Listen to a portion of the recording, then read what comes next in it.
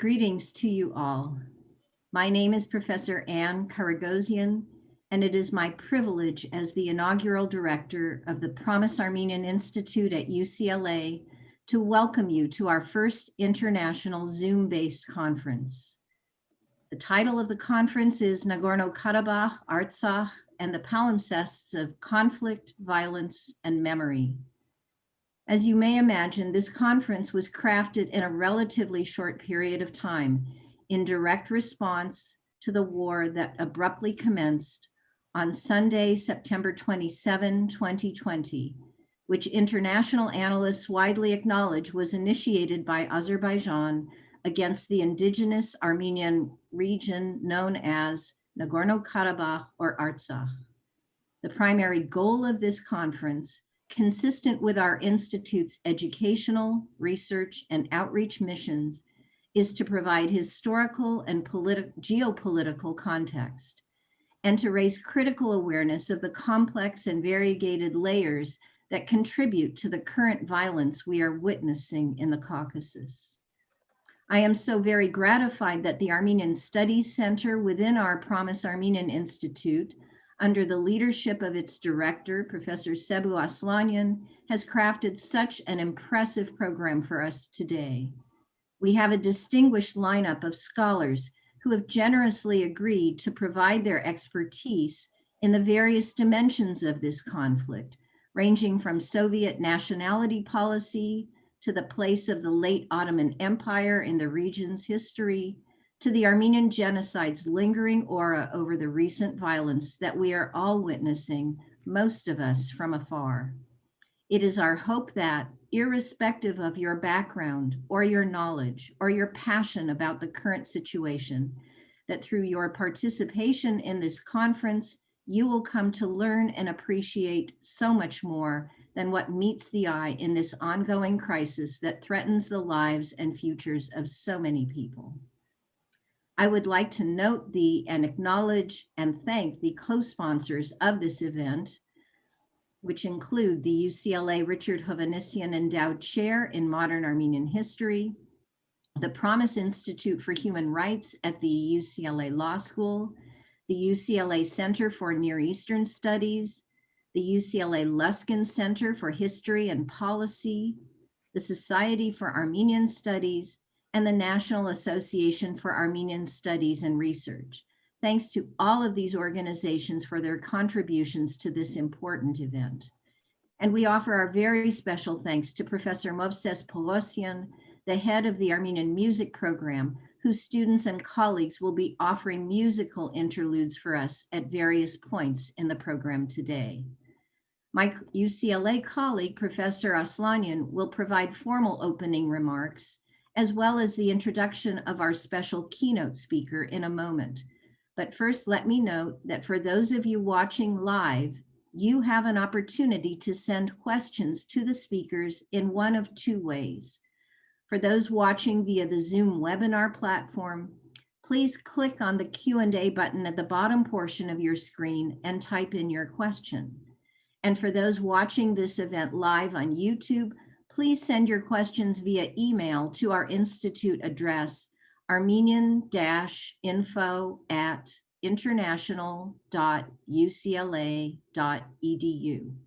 In either case, please be sure your questions are clear and specific, and we will direct as many of your questions as are practical to our speakers during the Q&A sessions.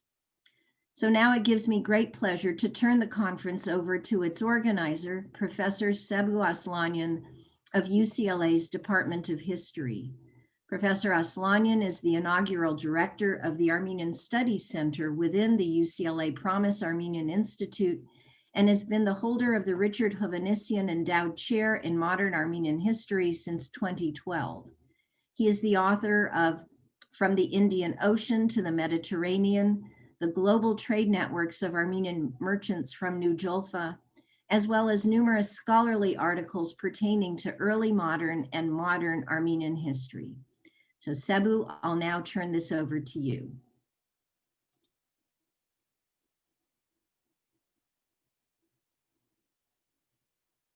I will unmute myself first. Thank you very much, Anne, for that wonderful introduction and for also being a professional colleague and able shepherd of this important institute. I am deeply thankful to all the panelists, chairs, and discussants for making this event possible in such short order, as well as to the hundreds of listeners who have registered online.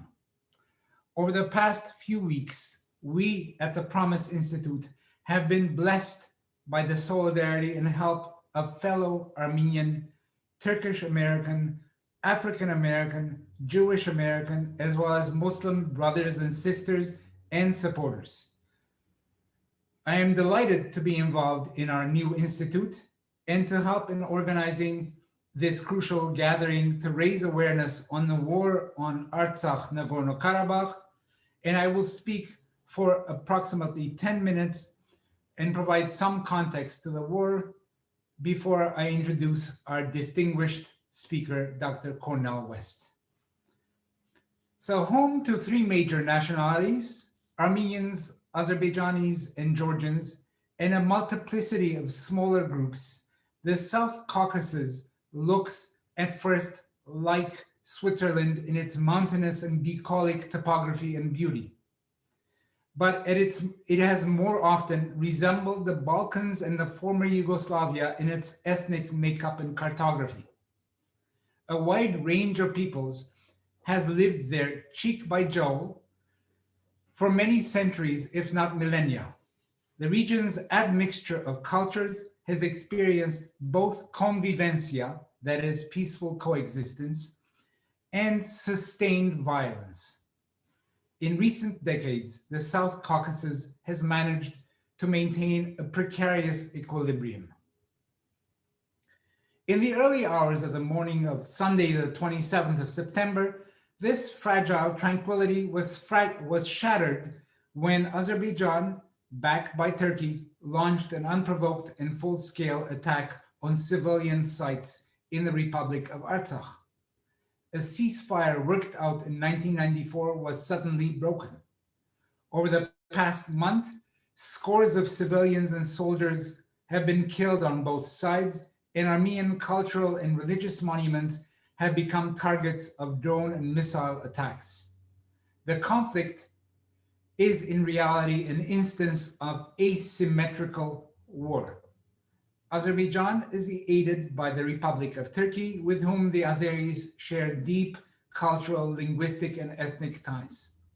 As a country built on an unacknowledged and unrepentant legacy of genocide against the Armenians over 100 years ago, Turkey has an authoritarian Islamist government, a sophisticated military-industrial complex, and a population of over 80 million. Azerbaijan too has an autocratic leader in President Ilham Aliyev, whose family has ruled the country since 1991. It has a population of 9 million and vast cash reserves from its petroleum deposits, which it has been funneling into advanced drone and other technology. By contrast, Armenia has a population of barely 3 million and about 150,000 Armenians residing in Karabakh/Artsakh. It has a democratically elected government led by Prime Minister Nikol Pashinyan and an economy that is recovering from decades of corrupt and autocratic rule. This is the third iteration of war over the disputed territory. In 1988, at the height of perestroika and glasnost, Karabakh's overwhelmingly ethnic Armenian population petitioned Moscow to recognize its right of self-determination and transfer the region back to Armenia, to which it belonged, until Stalin unilaterally ceded the 95% ethnically Armenian enclave to the newly Sovietized Republic of Azerbaijan in 1921. The decision of the enclave's authorities to rejoin Armenia on 20 February of 1988 triggered pogroms targeting Armenians in Azerbaijan, including most famously at Sumgait in 1988 and Baku in 1990. full-scale fighting and war broke out as the Soviet Empire unraveled in 1991, leading to an Armenian victory and the de facto independence of the Republic of Artsakh. When it was all over, more than 30,000 people were killed in the fighting. Armenian forces had gained control over the area of Nagorno Karabakh, as well as surrounding regions, and around 1 million civilians were internally displaced on both sides. The most recent breakout of war has witnessed the tactical use of high-tech drones and precision weaponry unprecedented in the region. The deployment of such technology has altered the conventional military paradigm of tank and artillery warfare in which the Armenians dominated in the 1990s. A recent study revealed that Azerbaijan has purchased over $10 billion worth of such weaponry from Russia, Israel, and Turkey. The rhetoric of hatred has also significantly escalated of late. On 16 July, an Azerbaijani Defense Ministry spokesperson boasted of his country's ability to use missiles to strike Armenia's Soviet-era nuclear plant at Metsamor, only 35 kilometers from Yerevan. For his part, in July, Turkish President Recep Tayyip Erdogan gave a speech that many Armenians have interpreted as a call to finish off the genocide that his forebears in the Ottoman Empire had begun in 1915. Anti-Armenian hatred has also come to our own shores here as well as in Europe. An Armenian school and church in San Francisco was vandalized this summer, and hate-filled demonstrations and assaults by Azeris targeting Armenians have taken place both here and across Europe. Everywhere, it seems, hate crimes against Armenians are troublingly on the rise. We at UCLA's Promise Armenian Institute firmly believe in finding a peaceful resolution to this conflict. We also believe in rectifying misconceptions and outright falsehoods that have emerged in recent reporting. In the interests of peace building and mutual understanding, we offer here today a diversity of evidence-based scholarship on the conflict's multifaceted history. Our international conference, Nagorno Karabakh, Artsakh, the Palimpsests of Violence, Conflict, and Memory, is the first gathering of its kind to study the conflict around its deep history. It brings together seasoned scholars to explore layers of violence and memory as a key backdrop to the ongoing war. The idea of using the metaphor of a palimpsest was inspired by my former student, the brilliant Dr. Anush Suni, in her recent dissertation. Since the word palimpsest may be obscure to many of you, it is perhaps helpful to look briefly at a common dictionary definition. According to the Oxford English Dictionary, a palimpsest is, and I quote, a parchment or other writing material written upon twice, the original writing having been erased or rubbed out to make place for the second, unquote. In its metaphorical usage, the notion of palimpsest goes back to the 19th century writer Thomas de Quincey and has since been used as a useful entry point to the study of multi-layered social phenomena and ranging from ethnic conflicts to the traumatic memories of individuals. The history and collective memory of the South Caucasus is more palimpsestuous than many other places. Armenian, Georgian, Persian, Arab, Caucasian, Albanian, Azerbaijani, Turkic, and most recently Russian cultural formations have been continuously superimposed on top of each other in this area. The region has also served as a petri dish for brutal and violent conflict that has left its successive dormant traces in collective memory that are reactivated in times of war. Our speakers today will shed light on the past and reveal its underlying subtexts. Before we turn to the speakers and the panels, I would like to express now my profound gratitude to our special speaker of today, Dr. Cornel West, and say a few words about him. I will be brief. Cornel West is a prominent and provocative democratic intellectual. He has taught at Yale, Harvard, L'Université de Paris, and Princeton, among others. Dr. West has written 20 books and edited 13. He is known globally for his passion to communicate to a vast array of publics in order to keep alive the legacy of Dr. Martin Luther King Jr., a legacy of speaking truth to power and bearing witness to love and justice. And because of that precisely, Cornel West's appearance here today is particularly meaningful for us. It bears noting in this context that Dr. West recently signed an important petition on Artsakh, published in the Los Angeles Review of Books recently, and was also an early signatory to a document offering solidarity for the establishment of the Armenian Genocide Museum Institute in Yerevan. I now invite Dr. West to the virtual podium to make a special address titled Words in Solidarity. Dr. West, the floor is yours. Thank you, my dear brother. I salute you. I salute each and every one of those who had the vision and determination to bring to bear serious scholarship and loving hearts to keep track of the plight and predicament of my precious Armenian brothers and sisters at this particular moment in history.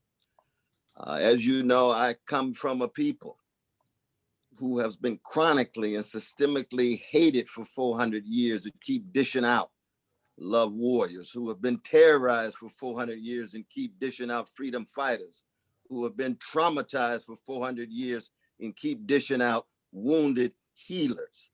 And so from one people, from one great people, from one world historical people, we in the midst of the American empire, I raised my voice, one voice, but my voice in deep solidarity to another world historical people, to a people who have been traumatized for over 2,000 years, but keep dishing out wounded healers, who have been hated chronically for over 2,000 years, but keep dishing out love warriors, who have been terrorized for over 2,000 years, but keep dishing out unbelievable freedom fighters. I'm talking about an Armenian people who go all the way back.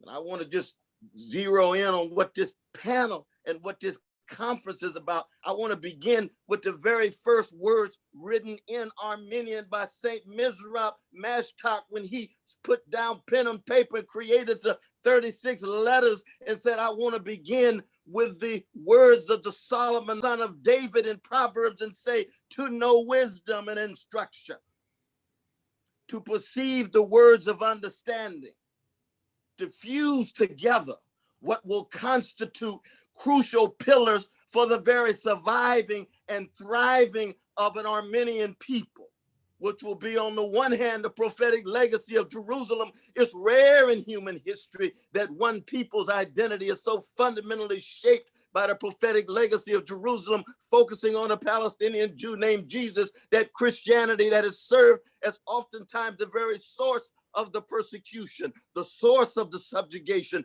the source of the domination, but also the Socratic legacy of Athens, the willingness to raise the crucial questions of self, of context, of history, of memory, of reverence, of resilience, of resistance, and then the benchmark of the best of the great Armenian tradition, which is always to connect the roots, the R-O-O-T-S, to the ROUTES, the universalism, the internationalism. So the specificity of what it means to be an Armenian, rooted in the prophetic legacy of Jerusalem and Socratic legacy of Athens, is one in which we start at home in solidarity, but have always opened one's arms to the suffering of others around the world. This is a great gift.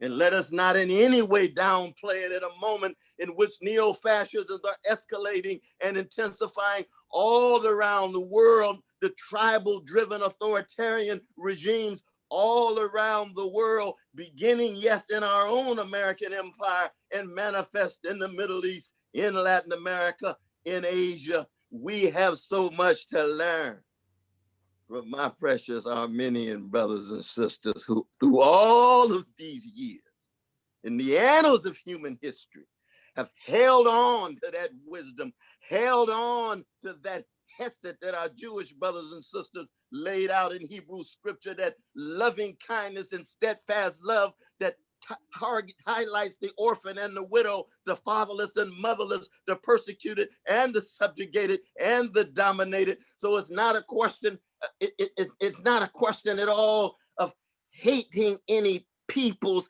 It's a question of hating peoples dominating, hating peoples exterminating, hating peoples occupying. It is moral and spiritual, rooted in a peoplehood. And let us be very clear. When you talk about the history, murder and mayhem and massacres, Madonna, Hamadir, genocide, Raphael Hemkin, a Jewish brother, laying out the word in 1943, has in mind Armenian brothers and sisters tied to the Ottoman Empire.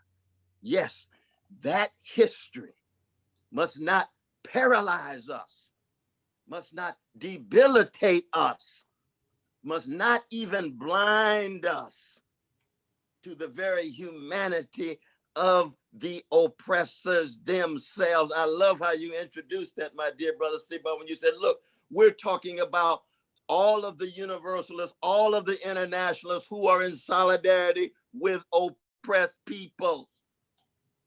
We're not hating the brothers and sisters from Azerbaijan.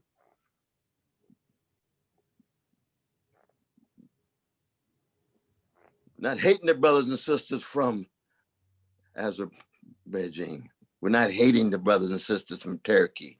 We're not hating the brothers and sisters from the Ottoman Empire. We're hating domination and extermination and subjugation. Why? Because we ourselves are also capable of dominating others, of hating others, of traumatizing others. We get that from the very source of the Christian tradition that has been so much at the center of the Armenian project.